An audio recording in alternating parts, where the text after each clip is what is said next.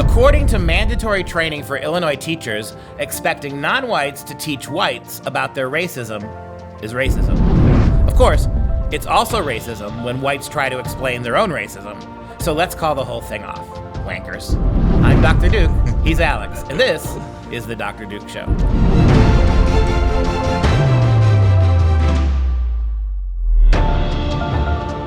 Hello, everyone, and welcome to the Dr. Duke Show, the only program that keeps you educated on the craziness impacting K-12 classrooms and college campuses around the world. Today, Katie is off this week, and I am lucky to have Alex Newman, our international correspondent, to sit in with me. Today, we head to Illinois, where high school teachers were recently subjected to an AntiRacist Seminar, where the message was simple. Public schools are based on, quote, the foundation of whiteness, unquote, and Americans, quote, are spiritually murdering students. Glad to see that the teachers union, glad to see that some leftist educators actually now admit that kids have souls and spirits. That's very interesting. That there is something as spirituality. That's a great leap forward for these backward wankers. What we're talking about here is this was so easy to predict. It's not enough to get rid of racism. Why is it not enough? Because we've largely done it. That's not going to help anybody. Now we've decided that we must be anti-racist, which means everything we do has to be scrutinized. If this was just about getting rid of inequity and racism, that's mostly been done. Our schools are segregated, are desegregated. Our kids of every background go to school. Kids are getting into college, even without any basic skills from all different races. So this is not about racism. It's about anti-racism. And that's kind of like changing global warming to climate change, which means now anything you want has to be a site of racial contention. We're not just looking for racial problems. We're not just trying to cure racial indifference now. Now everything you do every day of your life must be seen through the lens of your own racism if you're white. And that's one of the interesting things about critical race theory is that they've given completely new definitions to words that we all thought we understood. And so when they say racism, they really mean everything.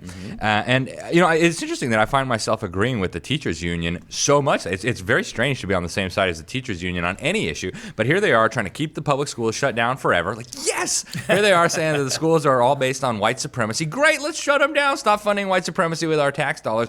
We'll all be better off. So you know what? I want to give a shout out to the teachers unions today, encourage them to continue this, and pretty soon we'll have liberated the great majority of our children from these indoctrination centers. It is I have been taunted by that fantasy myself. On the one hand, it is so venal and selfish what the public school unions are doing, so utterly unconcerned about the fate and the educational achievement of their students, that you just kind of want to, in the words of Batman, some people just want to watch things burn, right? Get some popcorn. Exactly. On the other hand, there's the whole problem of moms and dads are going to still send kids to these ridiculous factories, and they sooner or later are going to open again.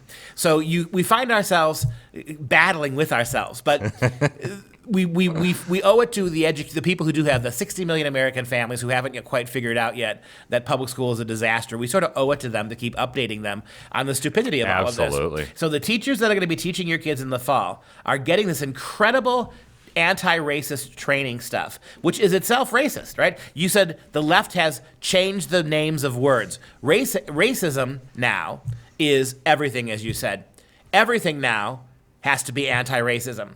And so educators at public high school in Illinois were astonished to learn when they showed up for work one day that everything from the color of their skin to snow shoveling, if you're a family that shovels your own snow, now you're guilty of white privilege. Did you ever think when you were breaking your back? Well, you never lived in a cold place, did you? I live in Wisconsin. Did you ever think that when you were breaking your back shoveling snow that you were engaging in white supremacy? But that's true. Everything is systemic racism. On February 26th of this year, Naperville 203 Community Unit High School School District hosted a systemic racism training for faculty and staff, bringing in anti-racist coach Dina Simmons for a keynote speech. The Countrywide Equity Institute featured 10 speakers lecturing on equity and inclusion, practices for marginalized or underrepresented students, as well as implicit bias and microaggressions. And we have a whistleblower who reached out to the Federalist at this school to share with us some of the events here. Well, I mean, you can't make this stuff up, Alex. No, you can't, and it's really hard to believe that this is going on, but it is now ubiquitous. That's what I'm telling people. And some of these images from this Eagle Forum printed them as well. There you go. See, you see, Make America Great Again is pretty much white supremacy. It's covert white supremacy, but it is right on the line there to being overt white supremacy, like lynching and things like that. Yeah, look at that graph that's up there. So overt white supremacy. This is socially unacceptable. All the rest of it in this racist country is still accepted.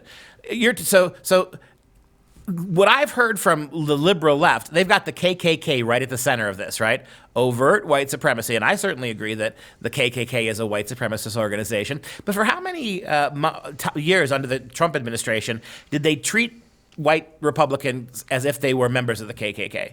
Right? How did they not try to tar Trump with that appellation? I look at that chart again, I find it funny that they act like now it's socially unacceptable, even though for 4 years they accused Trump of it. But as you pointed out, look right below the line, that covert white supremacy. This is all the stuff that's socially acceptable still, and this is where you would put Dr. Seuss, for instance, and all the things that they're banning. And it's a pretty shocking list of things, right? Yeah, being a self-appointed white ally makes you a white supremacist. Saying that you support black people in their struggle makes you covertly racist. Yeah, and even celebrating Columbus Day.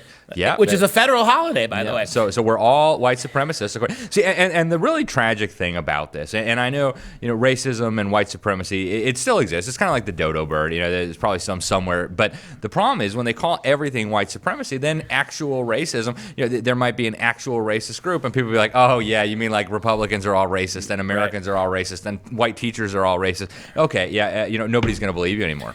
Well, it's the boy who cried white, right? I mean, it's like the boy who cried wolf. Now you've got I'll bet you my bottom dollar that the vast majority of these poor teachers who showed up to get this sprung on them training event, I guarantee you that almost all of them voted for Biden, if not all of them, that they consider themselves to be extremely liberal, that they support very liberal policies, and yet here they are being talked to in their own schools as if they were jackbooted thugs and racists. And I was looking at the paychecks that some of these consultants and trainers and speakers get.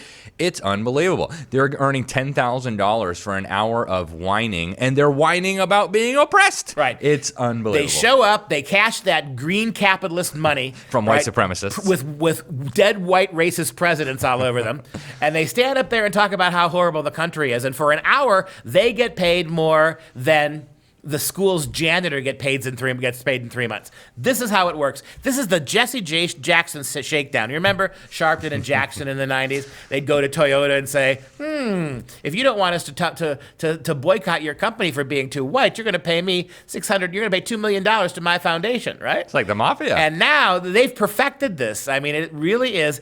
And so we've got the whistleblower who said, quote, that this $10,000 hour lecture from Dina Simmons, whistleblower said that the lecture was all over the place, hard to follow content-wise.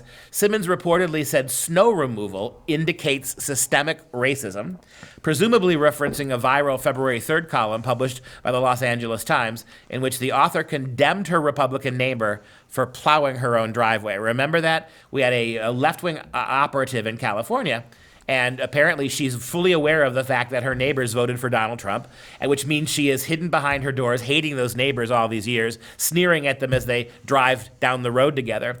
All of a sudden, out of the goodness of their heart, these Republicans, Trump voters, on a day of heavy snow, they went in and they shoveled all the snow. They got rid of all the snow for their neighbors, did it without asking for a dime, did it without even asking for a thank you. And the woman, the progressive woman whose snow was shoveled for free, she was completely torn and conflicted. They did this nice thing, but I hate them. They did this nice thing, but they voted for Trump. Are they trying to make me think that Trump is okay by doing this? Are they trying? Literally, this is the kind of reaction the progressive had.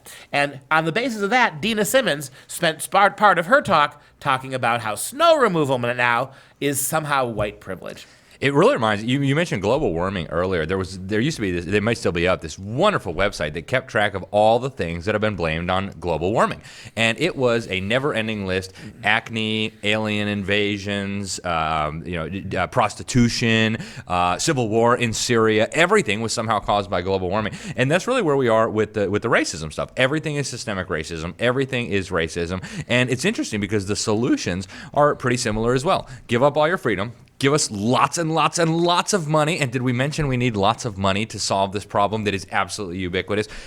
This is what normal people used to call a scam, a charade. It's like mafia tactics. The shakedown. It's protection racket. Or break your knees. Exactly. You either get us, spend a lot of money on us coming to do this, or else. And so, what a way to end the first segment, because the other ones aren't much better today. But what a way to end, right? When we really consider to stop and think that even American public schools are not liberal enough for the social justice warriors.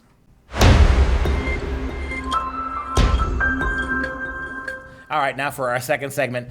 This is an old story in some ways. This is a new occurrence. But I remember back when I was in graduate school in the early 1990s, they were already. I was a teacher of English, a young teacher of English, getting a PhD in English. And I was teaching my first classes as a teaching assistant. And of course, being a graduate student, they stuck us teaching the really annoying freshman composition classes. And I remember hearing even then in 1993 how you got to be careful. You don't want to really grade kids according to grammar, because grammar is racist. The idea that there's kids who know how to use commas and kids who know how to do sentence verb aggrievement, the idea that somehow they're better speakers of English than kids who don't know those things, well, you're headed towards racist trouble. And I could just see it coming down the road. And so what do we have now? We have a dean at Arizona State University who says grading based on quality is racist and white supremacist. An Arizona State University associate dean wrote a 350-page book. I'd love to edit that book for grammar. I would love to do it. That would be racist. Would that not be? And every time I found a grammar error, we took $5 off what he made on the book. Wouldn't that be something? He'd owe a lot of money. An Arizona State associate dean penned a 350-page book detailing how grading students' writing is a form of white supremacy. In a book entitled Labor-Based Grading Contracts, Building Equity and Inclusion in the Compassionate Writing Classroom, Professor Asao Inoue encourages teachers to ditch grading for a labor-based grading system. In other words, let's apply Marxist dialectic to the classroom. Instead of grades that reflect achievement, which reflect meritocracy, which are ultimately a result of individuality, let's have collectivist forms of grading that emphasize labor, not correctness, where everybody gets the same socialist outcome. How about that? You know, without knowing all the details, it made me think of something I teach my high school economics students at FreedomProject. We learn, of course, about Karl Marx, and we learn about his labor theory of value. And his kooky idea was that the value of things is really based on how much labor went into them, as opposed to what their market price would be based on supply and demand. And when you actually stop and think about that, it is so mind-numbingly stupid that it's hard to imagine somebody could have come up with that. If I spend 1 million hours making a mud pie sprinkled with cow dung on top, that must be the most valuable thing in the world because I spent 1 million hours on it. It's hard to imagine that this kind of stuff could go on. But we said this in the previous episode. As long as we keep feeding tax funding to these insane asylums, the insanity will continue. It will be perpetuated. But if you cut off the tax money and actually force these people to go out and get real jobs and be productive, this stuff would stop right away. Yeah, and the author doesn't even hide the smarmy Marxism behind what he's telling you. He writes at one point, this book focuses on one kind of grading contract, one that calculates final course grades purely by the labor students complete. So I can write one bad sentence, grammatically incorrect, 1,000 times, and spend the whole afternoon doing it. You could write a paper, takes you 15 minutes, a short essay, spell everything right, grammatically perfect, absolutely exquisite and brilliant. You get a C because it only took you 15 minutes. He gets an A because he wrote the same broken, grammatically incorrect sentence 1,000 times over 2 hours. You can tell this is a recipe. This is a recipe for an incredibly successful society. Yeah, you can tell there's going to be a lot of innovation in the kind of society these people envision. This is the foundation of every socialist society we've ever had. It's an idiocracy. It is an idiocracy. He says, So we're going to have a grading contract, one that calculates final course grades only on the labor students complete, not by any judgments. So you're being judgmental now. Correctness is judgmental. Improvement is judgmental. Teaching kids something they didn't know before and asking them to learn it is judgmental. We're not going to have judgments of the quality of their writing. He also wrote, quote, while the qualities of student writing is still at the center of the classroom, it has no bearing on the course grade. So we're going to spend a lot of time in the classroom emphasizing quality, even though quality has nothing to do with the grade. So what you're telling us is the classroom has no appreciable alignment with what actually you're expecting from them. That everything you do in the classroom are just suggestions. Everything you suggest is suggestible. None of it matters. None of it has anything to do with their grade other than how much labor goes into a thing. Yeah, it's the Marxist theory of value, the labor theory of value. And here's another one. This is just incredible. The traditional purposes and methods used for grading writing turn out to be de facto racist and white supremacist. Grading by a standard, thus, is how white language supremacy is perpetuated in the schools.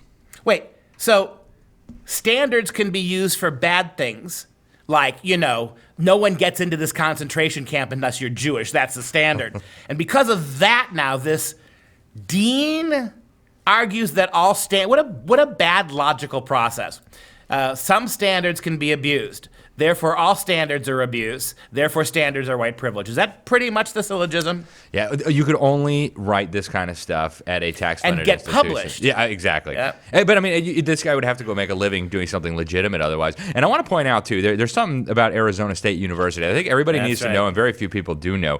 It is run by one of the most influential people I can think of. His name is Michael Crow. He is very unknown outside of Arizona and outside of tech circles, but he's also the chairman of InQtel, which is the intelligence community's investment arm, which is the organization that put up a lot of the funding for the big technology companies that are now restricting our speech, restricting what we can see, restricting what we can say. And so you have this crazy nest of lunatics at this university, and their influence extends way beyond academia and the classroom. It extends into what's going on online. It extends into the government. It extends into everything. Yeah, and here's my last word on this story. Mr. Inouye's book has been edited by editors at a major press. It has been put together in a book in the traditional Western fashion. By virtue of its correct language and its corporate and capitalistic purposes, the best thing you can do for racial equity is not buy his book.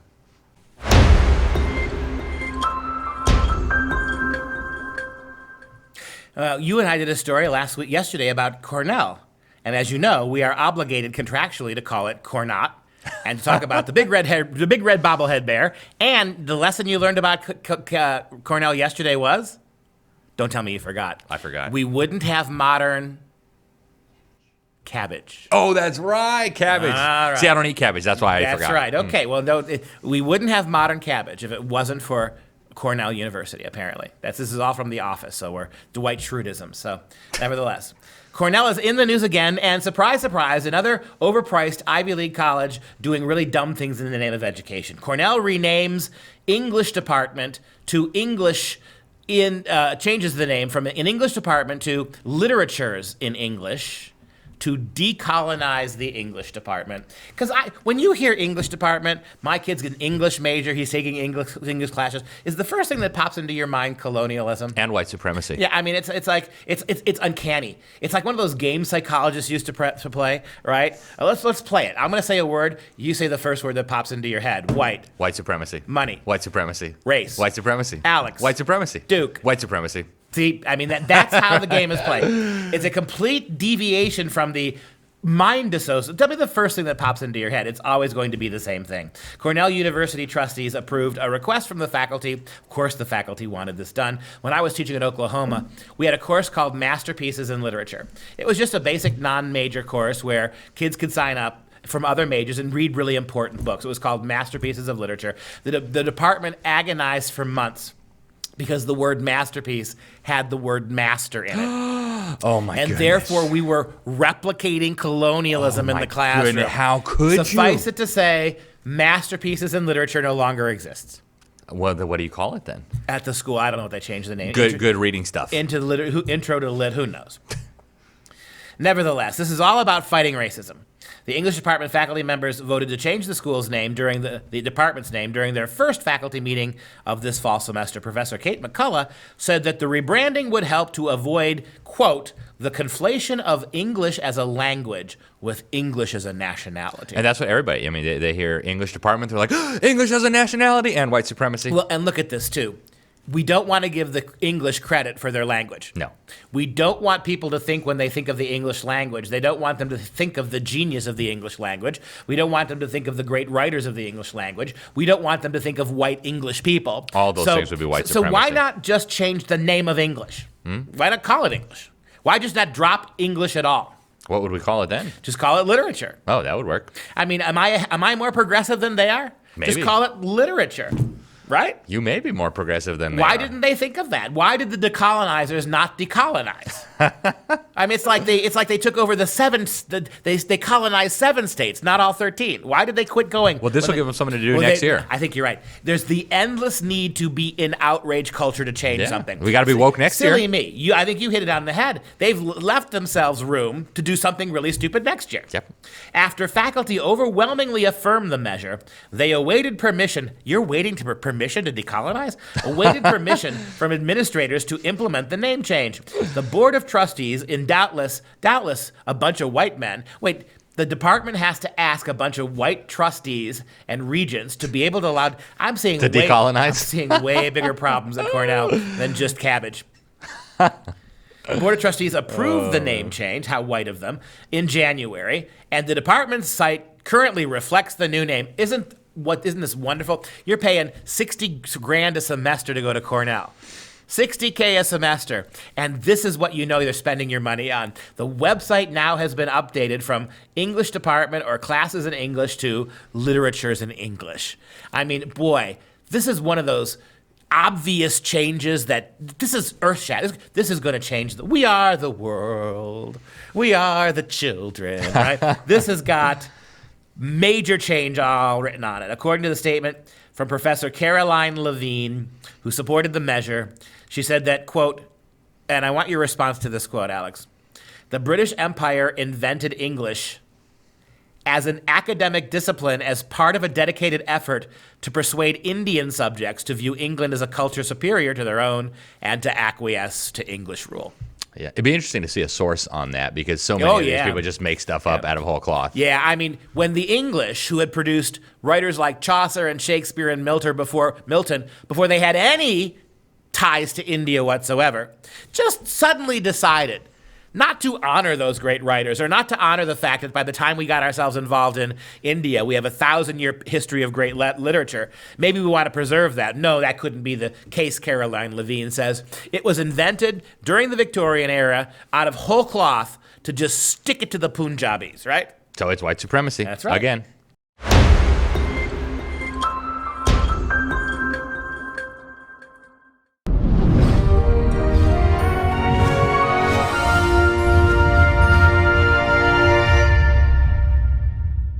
And we are back for Instant Classic, where we take a break from all the wankers to talk a little bit about serious art.